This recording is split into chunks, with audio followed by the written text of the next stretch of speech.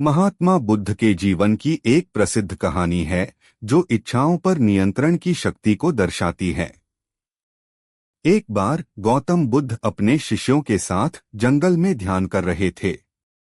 उसी समय एक धनी युवक उनके पास आया। वह बुद्ध के ज्ञान से प्रभावित था और उनसे कुछ सीखना चाहता था। उसने बुद्ध से कहा, मुझे आपकी शिक्षाएं सीखनी हैं, लेकिन मैं अपनी विलासिता और सुख सुविधाएं नहीं छोड़ सकता।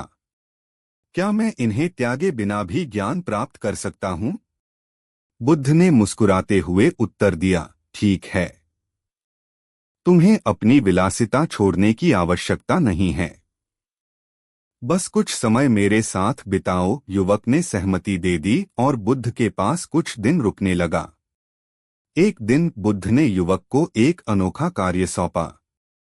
उन्होंने कहा, तुम इस पात्र में पानी भरकर गांव के चारों ओर एक चक्कर लगाओ, लेकिन ध्यान रहे कि एक भी बूंद पानी गिरने न पाए।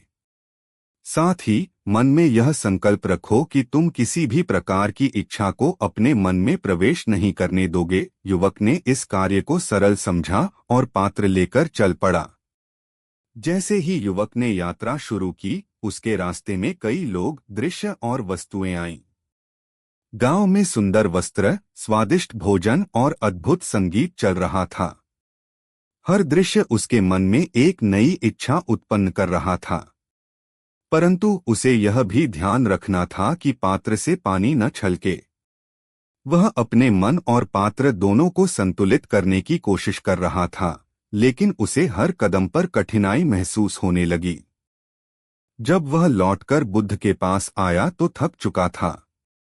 पात्र में पानी तो सुरक्षित था, परंतु उसके मन में इच्छाओं का एक सागर उमड़ पड़ा था। उसने बुद्ध से कहा, मैंने अपने मन को शांत रखने का बहुत प्रयास किया, परंतु हर बार किसी न किसी वस्तु को देखकर मेरी इच्छाएं जागृत हो जाती थीं। तब बुद्ध ने उसे धीरे से कहा, यही असली पाठ है। इच्छाएं हर कदम पर तुम्हारे ध्यान को भटकाने की कोशिश करेंगी और तुम्हारा शांति का पात्र खाली होता चला जाएगा।